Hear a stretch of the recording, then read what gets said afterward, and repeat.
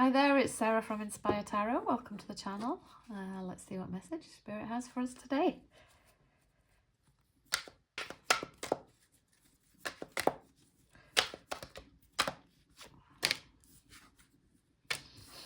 The Two of Cups and the Three of Cups.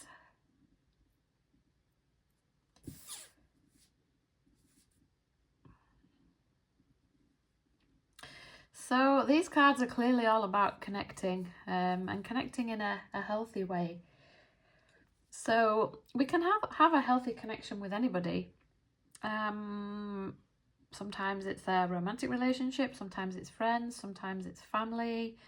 And one of the things that has I've understood more and more over time is that to have a healthy relationship with someone, you have to not have expectations of them, but at the same time you need to think well of them, and also speak up with them when they do something that upsets you. Not to control them, but just to let them know how you feel. And I think relationally, it's quite a challenge for us all to understand that we're letting go of the roles, letting go of our human roles, because God didn't create the body. He didn't create the roles that we play, which makes perfect sense to me, really, because when you think about all the roles, it's impossible to fulfill all of the roles in a way that just works. So if we please ourselves, then we tend to upset others, or if we try and please other people, then we end up upsetting ourselves. And basically it's just a setup where it's not possible to please everybody all of the time. So the Spirit wants us to work on pleasing ourselves, or doing what lights us up. Now obviously we all have a lot to learn on this, because if we become too selfish, then life will teach us that that's not the right way. But if we follow our feelings and our desires and we're guided by them, and we do what lights us up, then we'll become the best version of ourselves. And that's essentially what Spirit wants. And it's what's best for other people, for us to become the most happy and inspired version of ourselves, because it gives other people permission to do the same. And yeah, and then we can enjoy our friendships more. We can spend quality time together, because we're taking care of ourselves and looking after our own interests and supporting ourselves, then we don't have that need for other people to be a certain way, because we know that we are everything, and we give everything to ourselves that we need. But it's quite the process, because we're taught over time that we need other people. We need things from other people.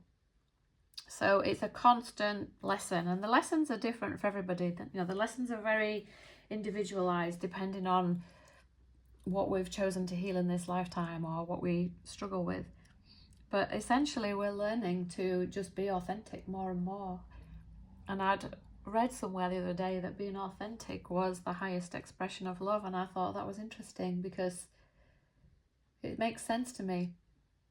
It also occurred to me that our emotional guidance system, so when we're aligned with God, we feel good when we're aligned with God, and when we're not aligned with God, we don't feel good. So whenever we align with something that feels good, we know it's the right direction.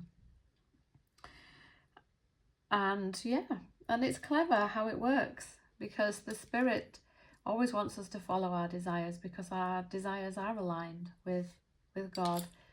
And even though they may seem strange to other people, they're part of our healing. And because nothing really means anything, it doesn't matter what interests people. I see other people in my life and see how they grow and change just by following their own interests and desires. You can see the spiritual growth in them, and it's beautiful. And I see it in myself. I see it I just see it in many people. And I very much enjoy watching people grow.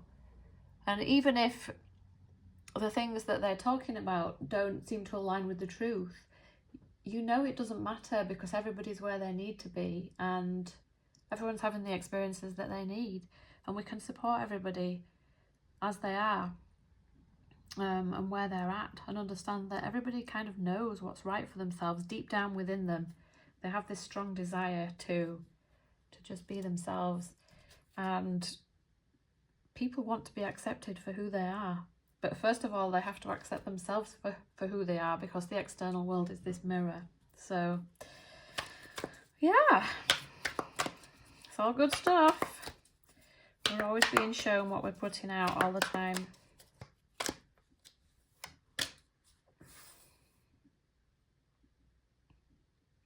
The Queen of Cups. So the Queen of Cups is about emotional maturity. And to become emotionally mature, we have to go through life and refine our approach to relating over and over again. And the Queen of Cups card talks a lot about the internal work, the inner work that we do that's unseen. So David Hoffmeister shares a levels of mind diagram where he talks about desire is in the middle. So that's the first point of what we desire. And then beyond that, we have belief. I think it's thoughts, then emotions, and then perception. And it shows you how the mind works. So our thoughts and beliefs create our emotions. It's not really tied to external events. But because of the projection mechanism, we think that external things affect our emotions, but they don't really. They actually just give us an opportunity to look at our thoughts and perceptions and beliefs so that we can change them, so that we can become entirely independent emotionally from other people. And the more independent we are emotionally from other people, ironically, the more able we are to interact with them, because we understand what's ours and what's theirs, and we don't take responsibility for the wrong part. And yeah, it can feel like a lifelong journey to establish what that is, and I think it just evolves over time. We become more compassionate, especially when we do the inner work, because we really get to see how challenging it is to change ourselves. And then we understand that we haven't got a cat in hell's chance of getting anybody else to change, particularly if they don't want to change. And actually, I found that the best way to change other people is to change how we think and feel about them inside, because they act out our inner stories.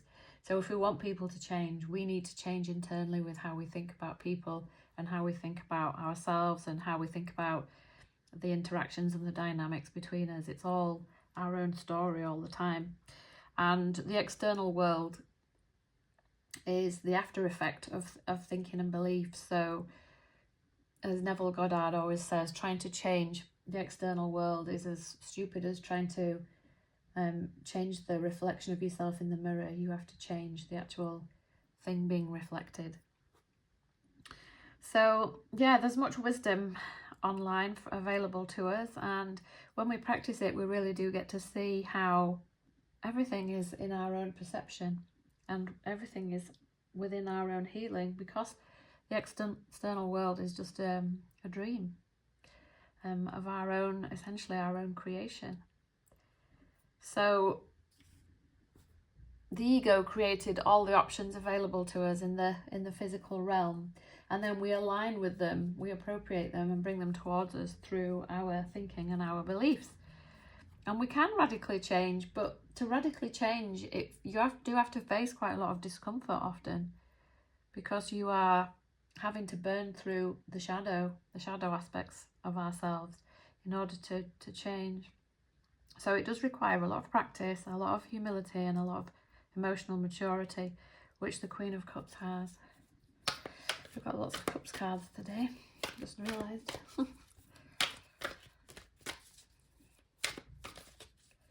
And I think the more we master our own emotions and feelings, the more we're able to feel safe, and our creativity comes more online.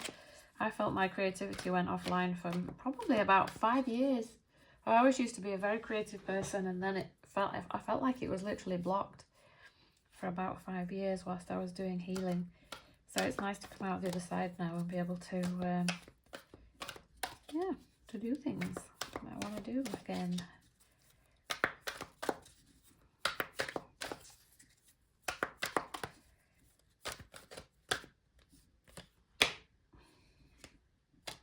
The Fool, the Magician,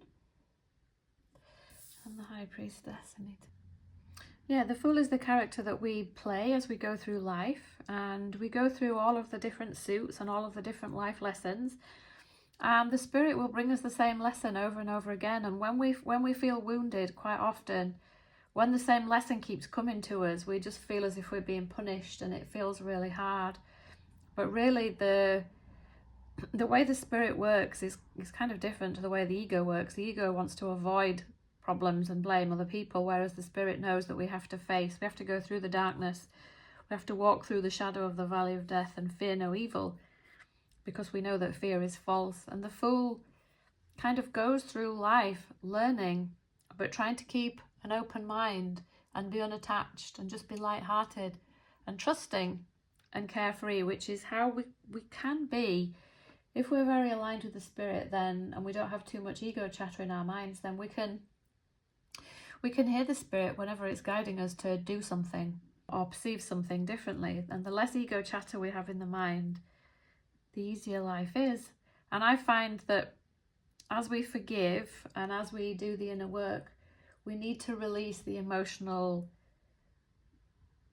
pain, the repressed emotional stuff, which we just need to feel it, and let it come through without judging it or resisting it.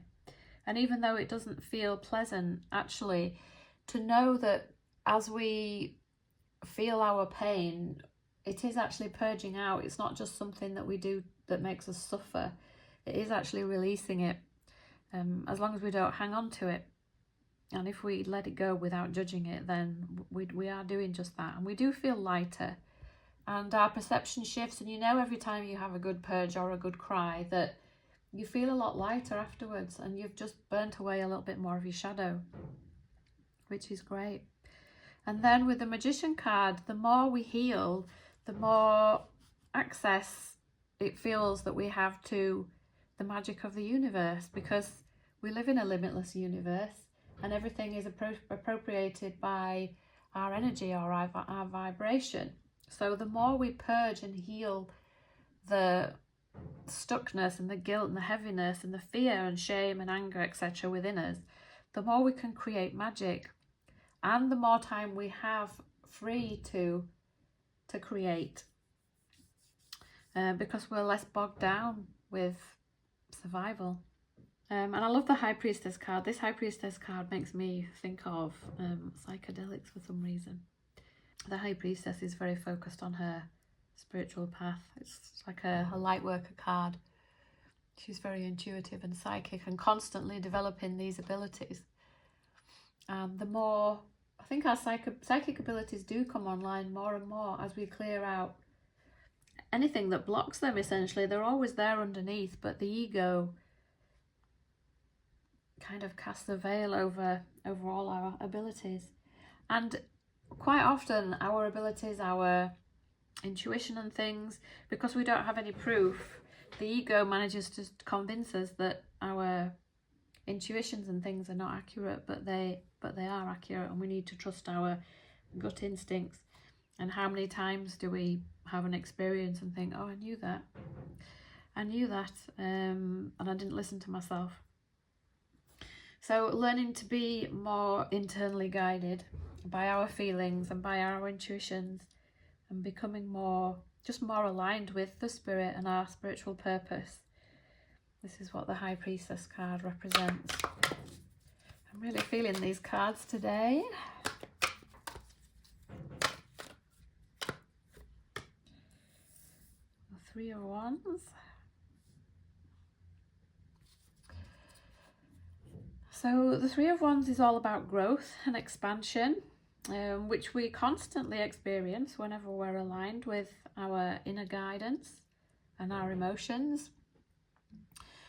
This card just tells us that good things are coming, and it's a really good time to move forwards, and that success is kind of imminent whenever we stay aligned with our higher self, because we're not on the wavelength of fear and guilt and problems when we're aligned with the Spirit and what the Spirit has for us. It feels great. Things can shift quite fast.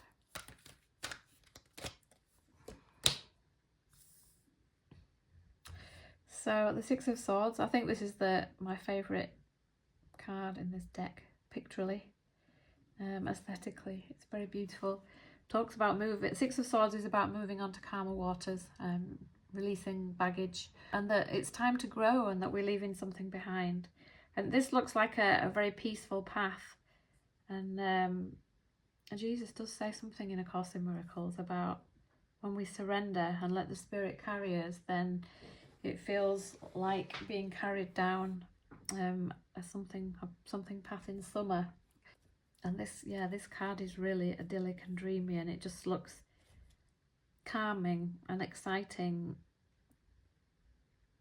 It's just a very whimsical card as we move through things.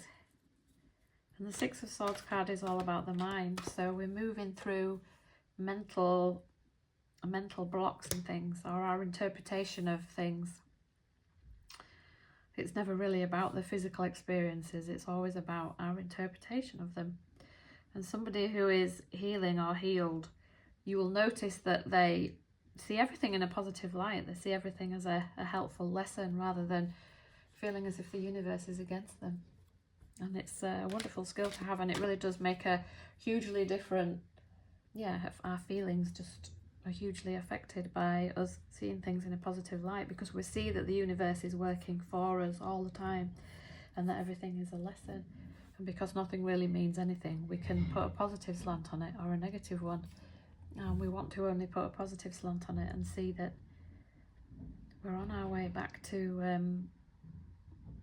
heaven, or to the right mind. And the Chariot card talks about moving forward in a very balanced way, about us being a force of nature, and that it's just a very progressive card that shows that we can overcome obstacles, and we overcome obstacles by understanding that obstacles don't really exist, or we can think of them as rungs on the ladder back to heaven for our ascension, which is a good way of looking at things. I've really enjoyed this reading today.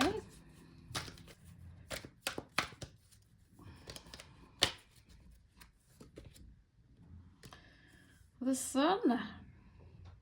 Perfect. Perfect, perfect, perfect.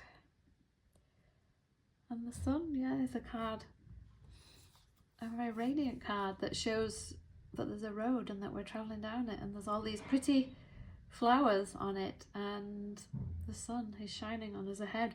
And it really makes me think of what Jesus refers to as the happy dream in A Course in Miracles, where when we see everything in the same way that the Holy Spirit does, or as best we can, like the Holy Spirit does, then we see that we're in the world but not of it, and that it's helping us heal and get our mind back to oneness and right-mindedness, and that nothing we see means anything. I think that's one of my favourite teachings. Nothing I see means anything, so that everything that I look at in the external world is not a problem unless I decide it is. Unless I listen to the ego telling me that these external things are a problem, they're not really a problem. They're just neutral. They're meaningless. And it's quite bizarre, really, to think. I think one of the things that I find fascinating is how the Spirit frees us from the pain of the world. It's a completely different approach than you would ever imagine. We always think it's about conquering something, but really it's just a reinterpretation of everything. So it's clever, and because it's just a reinterpretation, we have the power to reinterpret things within our own mind all times, and we don't even need to share those interpretations with other people. We can just be doing the inner work all the time without other people needing to know. So it's miraculous. And I think quite often earlier in the spiritual journey, we don't realise that we can change our thinking. And it can bring up a lot of guilt as we change our thoughts internally. But nobody needs to know about these changes, and we do experience them externally in the physical world, in all our relationships and the things that come to us. Our experiences do shift and become gentler. Once we start to learn our lessons, we don't need this intense contrast, and it doesn't mean that we'll never experience things that seem challenging. It just means that once we really get on board with our lessons, then life definitely gets easier, for sure. Right, well, I really enjoyed that reading today. I thought it was very uplifting. It felt great to read it. I love the cards. So yeah, I hope you enjoyed it too. Love you all. Bye.